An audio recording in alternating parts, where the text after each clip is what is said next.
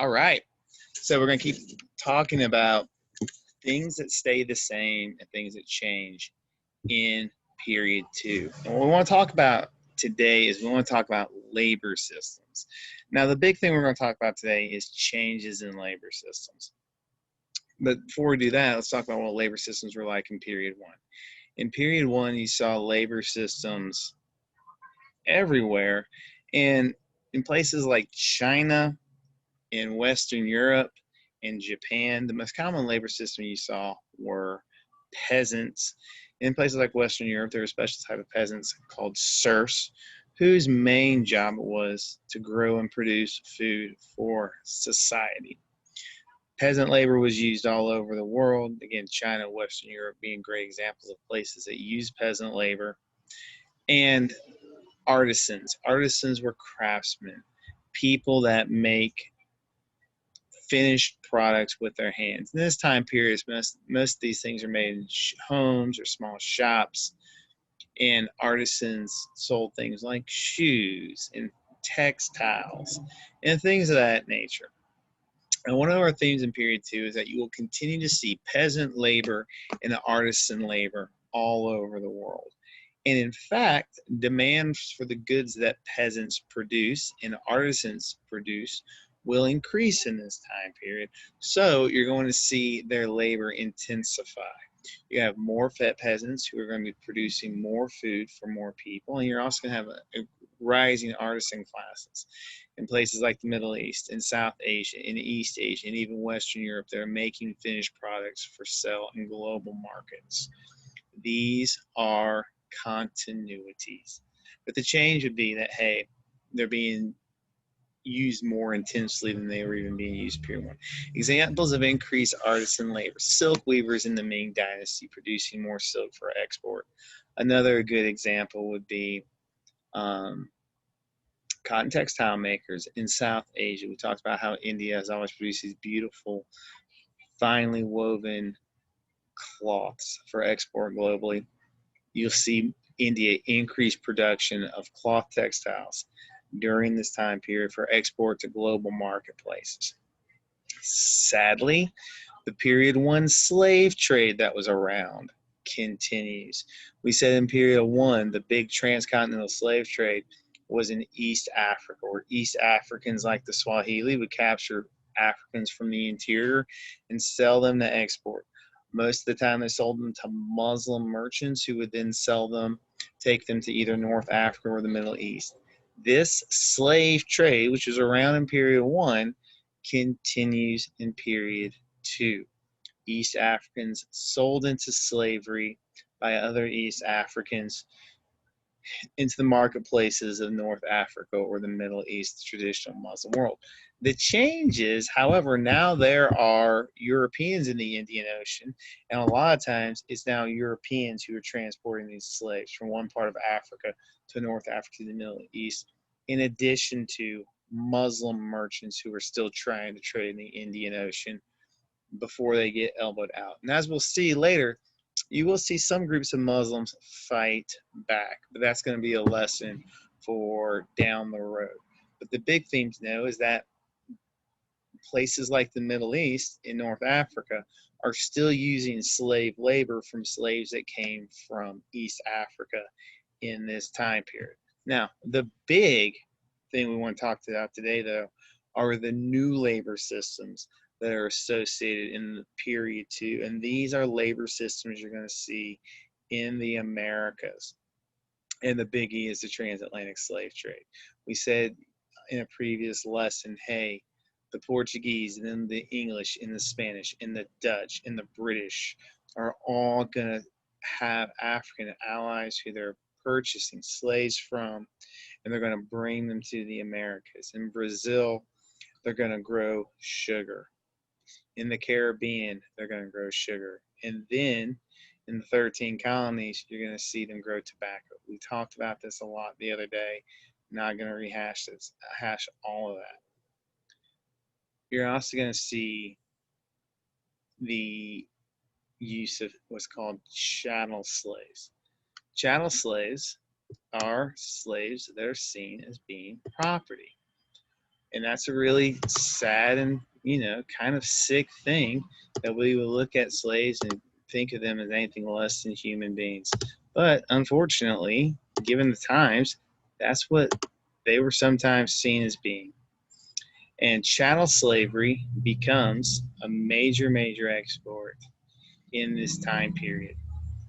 Just a second. And chattel slaves will come to the Americas as human property, growing sugar, growing tobacco.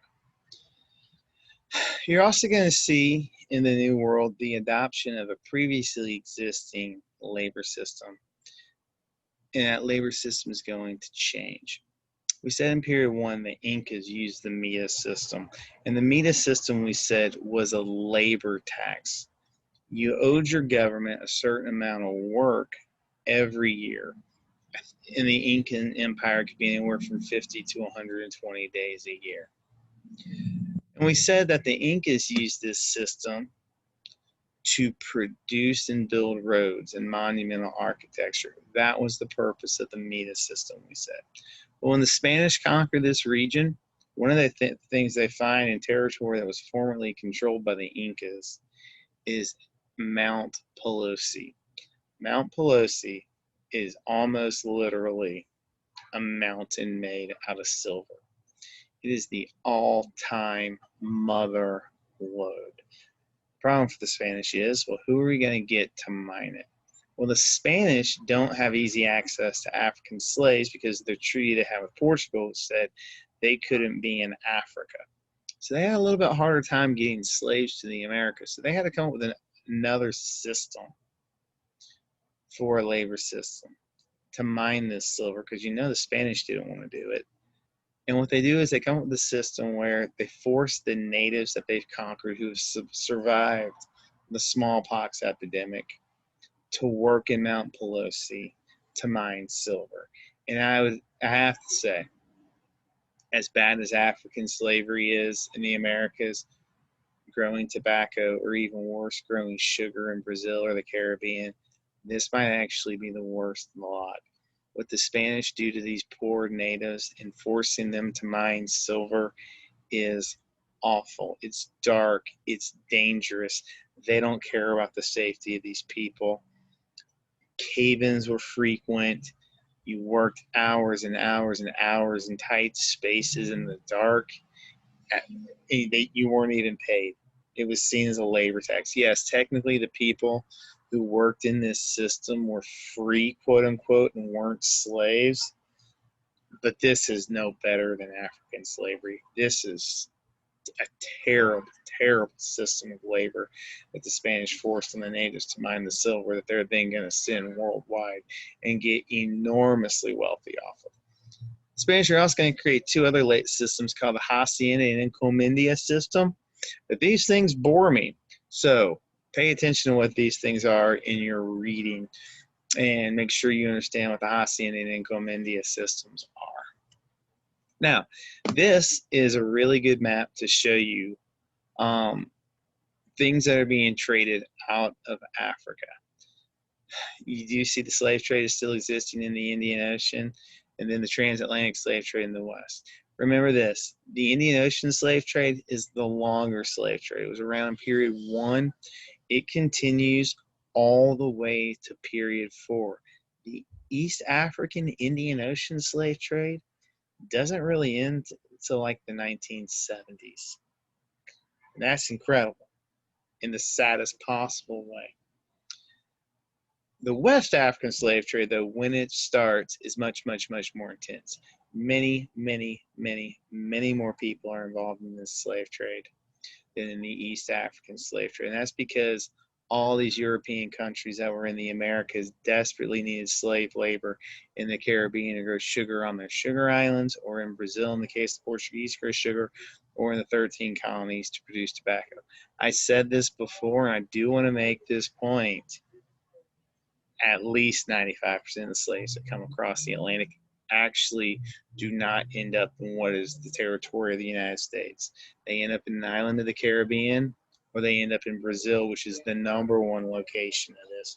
You can kind of see where this is coming from. on this map. I like this map a lot.